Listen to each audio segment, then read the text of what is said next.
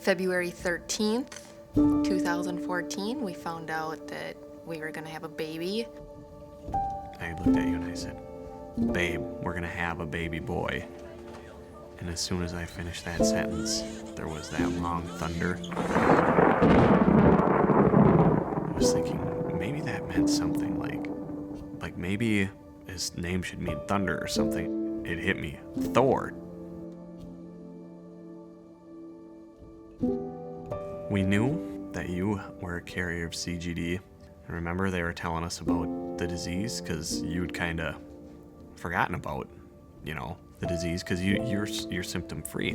We talked to our doctor and she gave us some statistics that were not what we wanted to hear.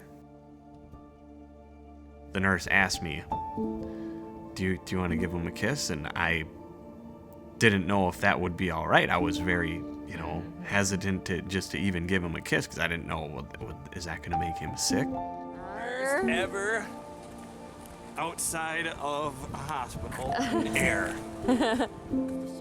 We started the shots, giving him 1 shot a week at 6 months old, and we knew that was going to increase, and all the side effects of the shots of making him tired, giving him headaches, flu-like symptoms.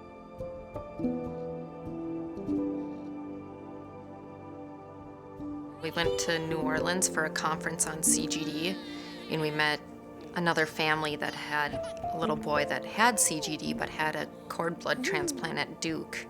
We would talk to people at these conferences and they would say that this is going to be the hardest thing that we ever do in our lives. People would try to describe it to us, but you can't really comprehend what it's like watching your child, go through this. Shortly after the conference last summer, we found out that we were pregnant again.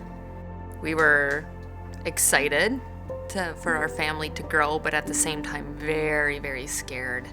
Found out it was a girl, which we were so excited about because we knew that she would only be a carrier if she had it. A couple weeks later, found out what her blood type was and that she was a 4 out of 6 match for Thor. And so immediately we got into contact with Duke because we knew that they were the best with cord blood transplants. We quit our jobs. We did a lot of fundraising. Everybody really rallied together and helped us make this a reality of being able to come out here, our whole family, not just one of us doing it alone. It was scary coming here. It wasn't home. It didn't feel like home. Everything was new. We had no idea where anything was. We didn't know one person. We talked to our nurse coordinator about what families did if they didn't rent an apartment, and she mentioned the Ronald McDonald house. We walked in and we could smell the fireplace burning and it just felt so homey. It took about a week or so, and then I started to feel like, okay, this will work. We can stay here and make this our new home, for the time that we're here, and it really did feel like home. Looking back at it now, even if we would have been able to afford an apartment that was furnished and everything like that, I think it would have been so depressing. It would have been very lonely, for sure. Yeah. And you wouldn't have all the support of all these other people that are, going through, a lot of them, worse scenarios than we are. A week after we were here, Lila decided to make her entrance early. Somebody came and collected the cord blood. March 11th we went in, and it was terrifying. We didn't know what it was going to be like. He did 11 days of chemo.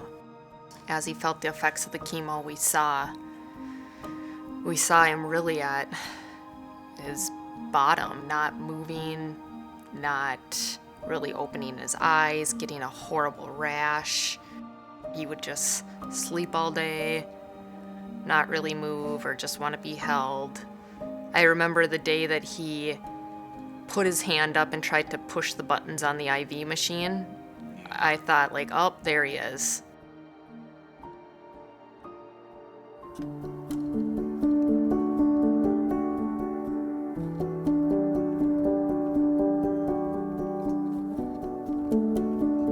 He always wants to hold her. He always wants to give her kisses. He won't give anybody else kisses but her. If she spits out her pacifier, he picks it up and he always is trying to jam it back in her mouth. And And he just loves helping. And Lila, she is always watching him. Yeah, they're very connected in many different ways. yeah, well, they literally have the same blood. But she's the biggest blessing of all.